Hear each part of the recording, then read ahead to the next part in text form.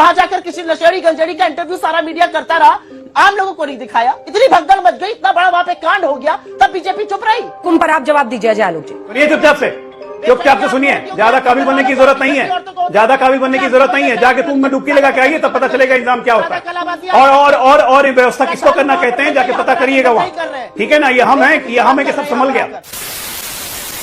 आइए देखते हैं, मजा आएगा। यहाँ पर कुंभ का जिक्र हुआ, कुंभ में कल जो आपदा आई, कुंभ में जो भगदड़ मची, ऑफिशियल अनाउंसमेंट का वेट किया गया 30 लोगों की मृत्यु का। अब कुछ आंकड़े बता रहे हैं कि उससे ज्यादा है। आप ही के नेटवर्क पे, आप ही के 5 बजे के शो में मैंने ब्रेकिंग न्यूज में देखा कि असल में एक दूसरी भगदड़ भी हुई थी झूसी के पास, उसका अभी तक मीडिया में कोई जिक्र नहीं हुआ था। अब फाइनली 24 घंटे बाद उसका जिक्र शुरू हो रहा है। अरे सुधरो रे, अभी तो सुधर जाओ। 18 घंटे तक 30 मृत लोग नहीं वो के आंकड़े नहीं दे पा रहे थे, तब संवेदना नहीं आई थी। कीड़े मकोड़ों की तरह इस देश के लोग जब मर गए और मुख्यमंत्री का बयान रात को 8 बजे आता है, तब संवेदना नहीं आई थी। जो दूसरी जगह भगदड़ मची, उसको छुपाया गया, दबाया गया, तब संवेदना नहीं आई थी। इस देश के आम लोग मीलों चलकर पैदल आए, उनको घाट पर बिठाया गया, वीआईपीओ को दर्शन कराते रहे, लोगों के रास्ते रोके, लोगों को पुल पे जाने से रोका, तब संवेदना नहीं आई थी। किस मुंह से आप लोग बात कर रहे हैं? यही नहीं, अभी और सुनिए। और मुझे थोड़ी दिक्कत मीडिया से भी है। वहां जाकर किसी नशेड़ी गंजेड़ी का इंटरव्यू सारा मीडिया करता रहा, आम लोगों को नहीं दिखाया। आज हमारे शंकराचार्य बोल रहे हैं कि झूठ बोला गया हम लोगों से, हमें सच नहीं बताया गया। इतनी भगदड़ मच गई, इतना बड़ा वहां पे कांड हो गया, तब बीजेपी चुप रही। आप दूसरों को ब्लेम करते थे, आप नेहरू तक को जाते थे, एक शब्द नहीं बोलिएगा। समझ रहे हो ना? तुम पर आपका मंत्री आके कहता है छोटी बात हो जाती है ऐसी चीजों में। बेशर्मो, शर्म करो, शर्म। क्या बात करते हैं आप?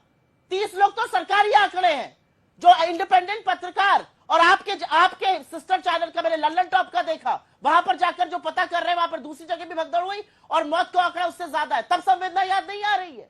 इतना बड़ा हमारा महापर्व, हमारी आस्था, हमारे अध्यात्म का महापर्व, उसमें इतनी बड़ी घटना हो जाती है और यहां पर थेथराई करेगी बीजेपी, तब संवेदना याद नहीं आती। और आम आदमी पार्टी किस मुंह से बोल रही है भाई? आप आंकड़े लेके आ जाते हैं, आप रटने लगते हैं फिगर के बाद फिगर, हमने ये कर दिया, हमने वो कर दिया। आपने सब कुछ कर दिया, तो यमुना का पानी पीने वाला क्यों नहीं है? बात तो सही है, बताइए मुझे इस बात का। आपने सब कुछ कर दिया, आज यमुना बिल्कुल जहरीली हो गई। उसके पहले सब कुछ ठीक ठाक था। जब चुनाव के मुहाने पर दिल्ली आई, तो वो सारे चर्चे होंगे जिसका कोई मतलब नहीं है। आपने फर्जी एक बताया, हमने स्कूल बना दिए। क्या स्कूल बनाया आपने? 1 लाख बच्चे क्लास 9 के फेल हुए हैं दिल्ली में। असलियत यह है कि मेट्रो का फेज 1, फेज 4 2013 में पारित होते हैं। प्यारी समझ गई हो गया था, 2021 तक शुरू नहीं कर पाए आप लोग। किस तरह की बातें करते हैं ये लोग आके सिर्फ एक इंडिया शाइनिंग की बात करते हैं और एक ये आते हैं दिल्ली शाइनिंग की बात करते हैं। दोनों के ढकोसले, वहां संवेदना दिखा नहीं पा रहे, यहाँ पर ये झूठ बोल रहे, बोतलें लगा लगा के ड्रामे कर रहे हैं प्रेस कॉन्फ्रेंस का। दिल्ली ने आपको चुना था, कुछ सोचकर चुना था। दिल्ली के ठीक है, दोनों से जवाब लेंगे, तो जवाब दीजिए। दोनों से जवाब लेंगे। पहले कुंभ पर आप जवाब दीजिए अजय आलोक जी। अबे जल्दी बोल, कल सुबह पनवेल निकलना है। देखिए, सबसे पहली बात है, कुंभ पे वो लोग ज्ञान ना दें जो सिर्फ 2 दिन पहले कुंभ पे ही सवाल उठा रहे थे, इनके खड़गे जी, ठीक है ना। गंगा में डुबकी लगाने से गरीबी दूर नहीं होती। 1972 में नारा आया था ना, गरीबी हटाओ, दूर कर दिया गरीबी जो तो कांग्रेस ने, और आज कुंभ पे ज्ञान दे रहे। कुंभ के अब बीच में क्यों बोल रही है? जब मैं अब बेचैनी हो गई, अब आईना दिखा रहा हूं तो बेचैनी हो गई, बीच में क्यों बोल रही है? सुनिए चुपचाप से सुनिए, ज्यादा काबिल बनने की जरूरत नहीं है, ज्यादा काबिल बनने की जरूरत नहीं है। जाके कुंभ में डुबकी लगा के आइए, तब पता चलेगा इंतजाम क्या होता है और ये व्यवस्था किसको करना कहते हैं, जाके पता करिएगा वहां, ठीक है ना। ये हम है कि सब संभल गया। झूठ बोल रहा है। आपके हिसाब से नहीं चल रहा था, ठीक है कि नहीं? आपके हिसाब से नहीं चल रहा था, जहां पर 1954 से लेकर 95 तक का रिकॉर्ड है कि कितने लोग मरे, क्या इंतजाम आपने किया था। आपके कहने से नहीं चलेगा। देख,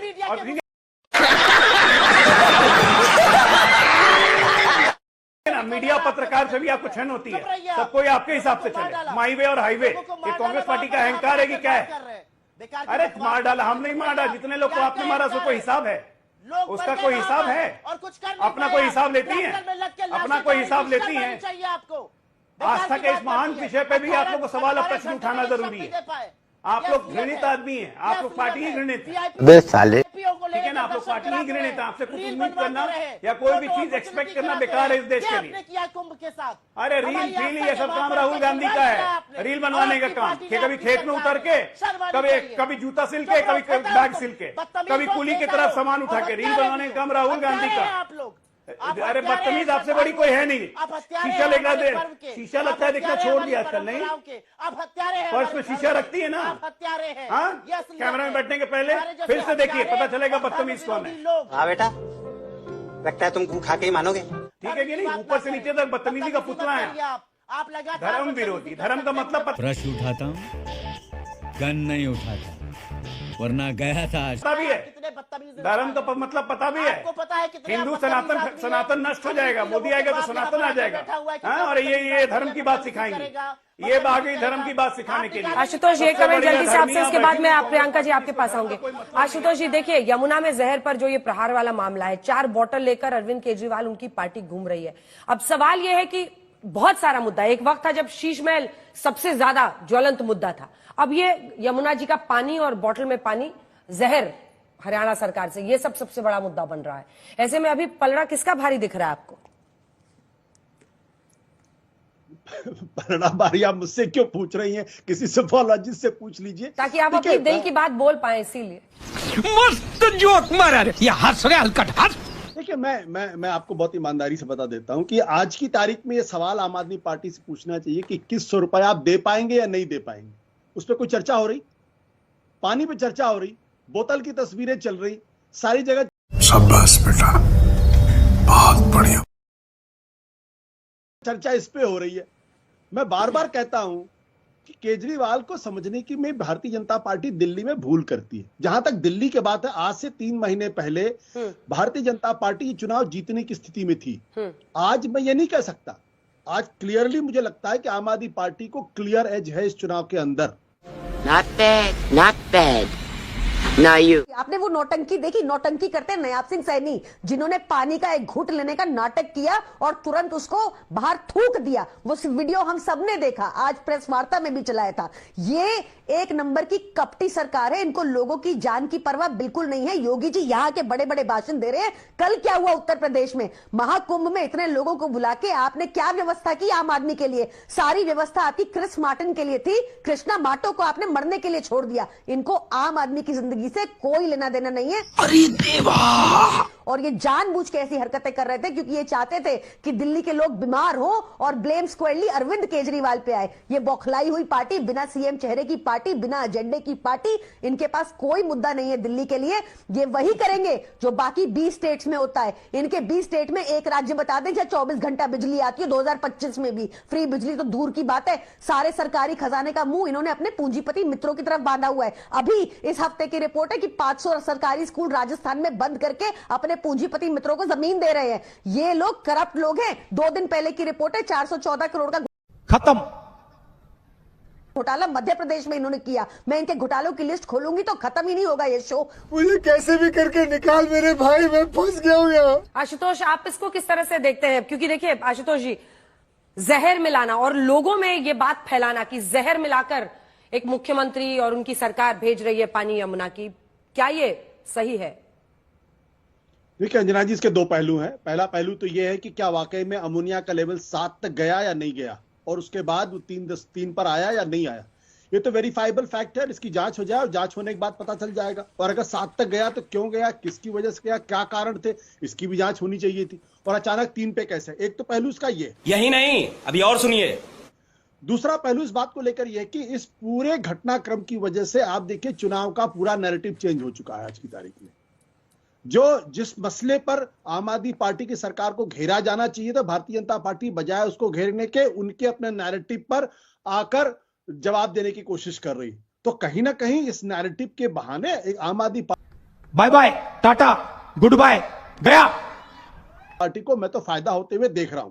क्योंकि अब दिल्ली के अंदर कम से कम जो आम आदमी है, जो गरीब है, अगर उसको कहीं खराब पानी मिल रहा है, अगर कहीं गंदा पानी मिल रहा है, अगर ठीक से पानी नहीं मिल रहा है, तो उस तक मैसेज आम आदमी पार्टी फैलाने में कामयाब हो गई है कि भैया इसके लिए हम दोषी नहीं, इसके लिए तो हरियाणा की सरकार दोषी, के लिए भारतीय जनता पार्टी दोषी है जो जीतने के लिए कुछ भी कर सकती है। अच्छा, तो मेरे ख्याल से नैरेटिव सेटिंग की जो मैं बार बार कह रहा हूं कि अरविंद केजरीवाल को अगर आपको काउंटर करना है तो अरविंद केजरीवाल किस तरीके की पॉलिटिक्स करती है समझने की जरूरत है और उनके जाल में ना फंसने की जरूरत है। ये तो डेटा सामने है। अगर ये प्रदूषण दिल्ली में हो रहा है तो उसमें हरियाणा की गर्दन कैसे पकड़ी जाए?